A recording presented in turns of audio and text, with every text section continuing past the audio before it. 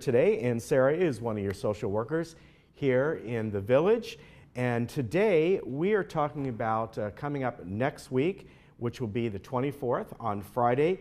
There will be a seminar, and it's called Protect Yourself and Your Loved Ones.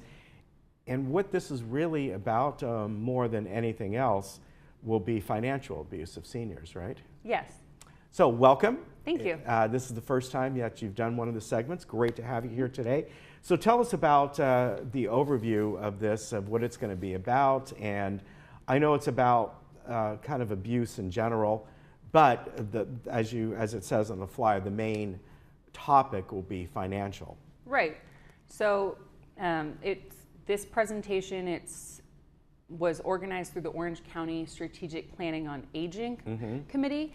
So they've been doing a lot of different projects over the past couple years, and one of them is the elder abuse awareness. So this presentation is going to have kind of an overview of all different types of abuse, look at warning signs, but then there is highlight on financial abuse. And we have a pretty good panel, I think, that will be there. And one of the people who was there, she's from the Council on Aging, which is a big organization here in Orange County. And so she's specifically on the FAST team, which is the Financial Abuse Specialist team. So she's a great resource to have there. And then we'll have a couple other people as well. And I want to mention before I forget, this is at City Hall. Yes. So not here. Yeah, not here. So I want to mention that. Now, what are some of the, obviously there's scams, there's fraud and things like that, and quite often that's, the scams generally are not from family members. Right. I guess you could say some fraud is, but the scams happen to everyone, and it's whether or not you catch what it is. I mean, I get emails all the time. Right. This is your bank, we shut down your account. This is the IRS. You're going to go to jail if you don't call us back. Right. That's a big one. Yeah. So.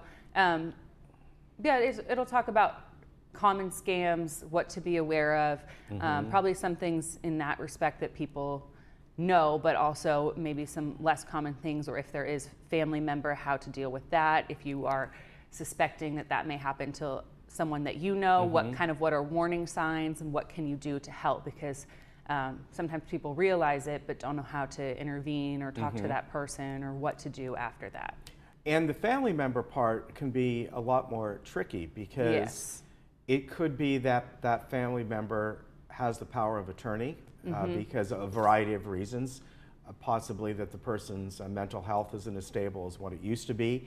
And in that case, it could be fairly legitimate, and yet the person that may have Alzheimer's is thinking, oh, my children are stealing from me. I mean, you got to wade through both sides of it, right? Yeah, and there's multiple things. There are people that are power of attorney for someone that don't have the best intentions, and that is difficult, and that's something that we as our department and a lot of different departments and organizations in the community will try to work with and see if there are any legal actions or what kind of would be the best fit. It really is a case by case, but then there's also sometimes if people have memory loss, then they really don't remember where they put something or where something went, and so they'll attribute it to whoever's around them. So you get a little bit of everything, and so it really takes kind of some going through to find out what's the case. Yeah. Now, when the speakers that you'll be having, when they talk about the scams and the frauds and things like that, what to look out for is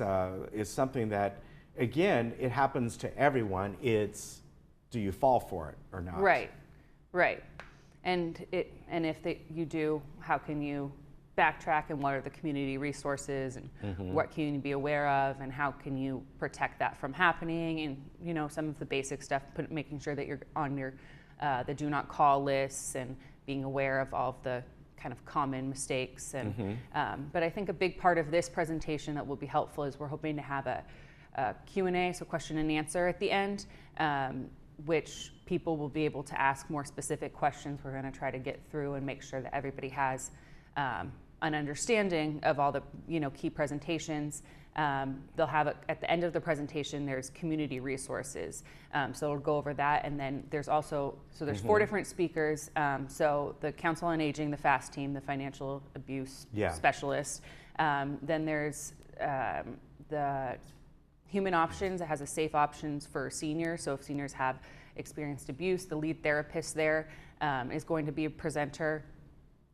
Somebody from the Alzheimer's Association will be there, and then myself. So we will all also have a resource table that kind of gives more information about each of the agencies, and we all do something a little different.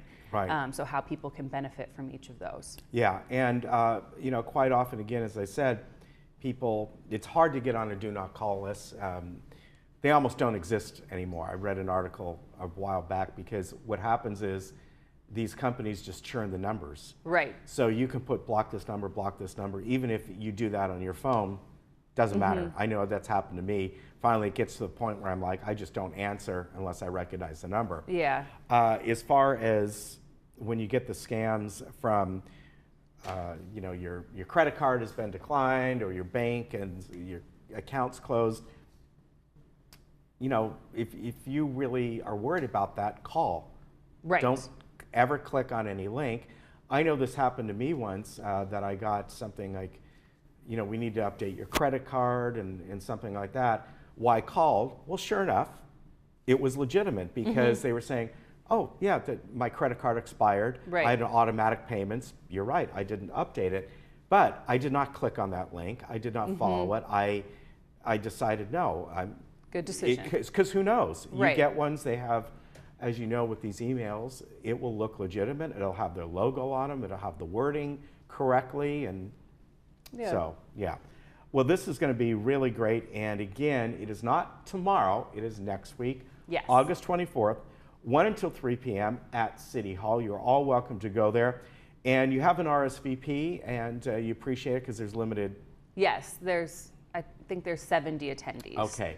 So the number is 949-639-0500, and that must be the city number. Yeah, that's City Hall. So yeah, they're so that's City Hall. RSVPing directly to So them. if for some reason you forget that, just go ahead and call City Hall and put your name on the list. And this is going to be really great. A lot of good folks are going to be there giving presentations on this, and it's something that, you know, you got to be aware of because it happens to everybody. Almost age doesn't matter.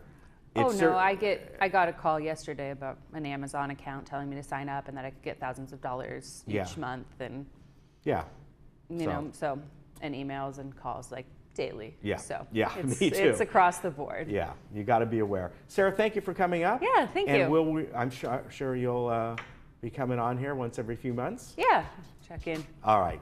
Nice to meet you. Thank you. And we'll be right back.